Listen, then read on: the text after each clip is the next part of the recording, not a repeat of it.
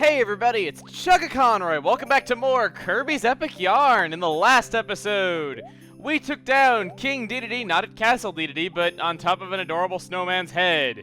And in this episode, we're going to be wrapping up our winter holiday cheer with the Frigid Fjords. Yes, we're going to go driving. We're going to have more Buggy Kirby action. Yes.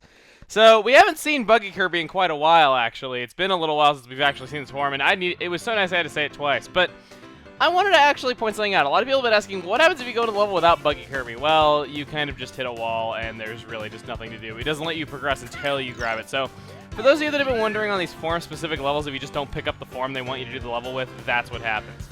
But yes, we basically have an auto-scrolling level here. We have yet another race, so let's hop to it.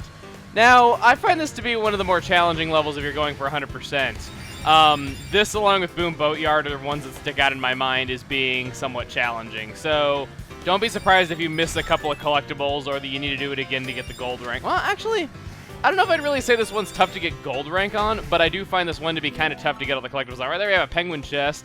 This sharp-dressed dresser can store all of your tuxedos. I like that description. Very classy. But, yeah. We don't really have too much going on here yet. It's going to get kind of complicated right here. We're going to have a lot of branching paths, and you kind of just have to know what paths to take if you want the collectibles. Some people like those kinds of levels, some people don't. I'm not really... I don't know. Now this is the sleigh that is always ready for a snowy ride through the hills. And what am I saying? I don't know. I don't know. I can kind of see why some people wouldn't like these types of levels. I don't know. It does add replayability, but in kind of a cheap way. But either way, if I may say that once this video and never again, this is what you gotta do. You gotta make all these jumps, and then you're gonna hop from booster to booster to booster, and then that's gonna put you down here. You're gonna go past the icicles. It's gonna let you go over here. And doing so, you can get the 3-star patch with it. There would have been a crystal star if I made that jump to go up higher back there, but I kind of wanted to get the 3-star patch instead just to show where it is. But just letting you know there is a crystal star there. If you go as low as possible right here, there's another crystal star for you, but I kind of just like to do this. Get the song right there. If you go as low as possible, you can see the crystal star down below us, and we get the Snowland music. Okay. So we have almost all the collectibles. We're coming up to the final stretch. This is the guy that would win the race if you don't. And we have a guaranteed silver rank. Okay. So, let's get this. Take our first prize. Let's see what we get. Come on, I need more. Yeah, guaranteed gold rank, but these two still must be punished for losing. And you're probably going like, wait a minute, Emil, you already have a gold rank. You don't need to be violent and kill them. Well, I'm doing it for good measure. You know, there might be something that just comes out of the sky and hurts me, or we could be at the end of the level and I could just be BSing that whole thing. I don't care. I still kill those that lose in a race to me. It sounds like a worthy prize. A ball of yarn's head will make a fine trophy on my wall. I like how grim I am talking while they're just dancing and being happy. Okay.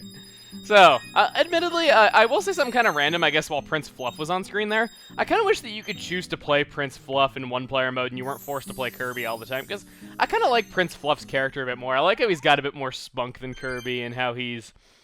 I don't know, he just kind of has a bit more of an attitude, and he's just, I think, a more interesting character. But, you know, Kirby's Kirby. He's cool. But, with that, we have one more door right here, and what do you say we throw it out of a moving car and make our mark? Yeah, Kirby's throwing arm, once again, is all-powerful. Check it out! We have decorated those Christmas trees. If only decorating a Christmas tree was that easy in real life. Ugh. Alright, so we have an Evergreen Lift. This is the final level of Snowland. Now, this level is very unique. You will see exactly what I mean when we start it. Alright, so we have our really nice holiday cheery music, but we're not going anywhere. Well, we're at the base of a Christmas tree, there's presents around us, but if we grab this, we basically wind up this elevator and go up. So it's basically auto-scrolling, but you have control over the auto-scrolling is what this is. So it's kind of cool. It's definitely unique. I don't think I've seen like a level where you have really all that much control over the auto-scrolling. I mean, in those buggy levels, I suppose you could just not accelerate, but you're not going to win those levels if you don't accelerate. Whereas in this level, they kind of allow you to have a bit more grace. Like you can kind of, like right here, I can just kind of stop here, take out the enemies should I just not want to deal with them, and then wind it up. And I can also choose to wind it up a lot, or I can just let it go and not wind it up as much. So it does give you a bit more freedom in how you're going to go about doing this level. So I kind of enjoy this idea just for a level like this where you have control over the auto-scrolling. However, as you might have guessed, it is technically still auto-scrolling, meaning that you cannot go back should you miss something. So, in other words, this is the free exploration / RAM saving level. I know. Even though Wii needs to save on RAM, it is 88 megabytes of raw RAM power. I know. Even that has its limits. So,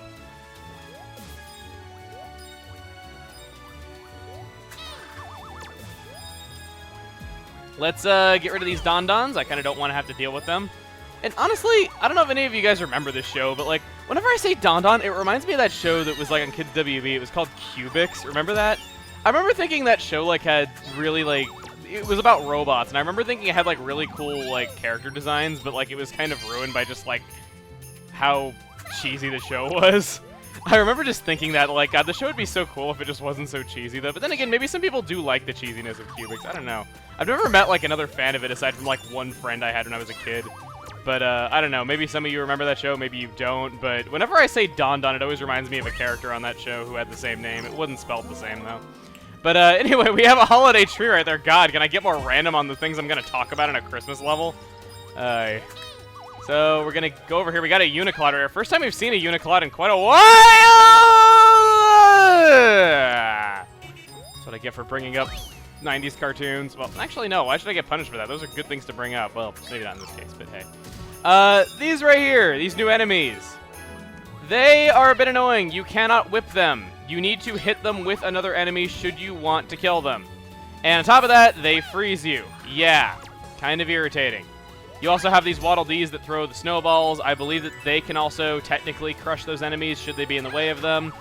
But easier said than done because the game design kind of needs to be set up for you to do that. God, I can't... Of course, I'm just barely too low to hit him. Come on. Over here.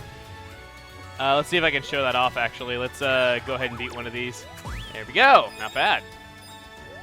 So, this level's pretty slow, pretty nice and easy. I like it, though. It's a fun bonus level. Like, it really does feel like you're being rewarded for, you know, getting everything in the world. Well, not really getting everything in the world, though, but for, you know, doing great against the boss and then playing all the levels that this world had to offer.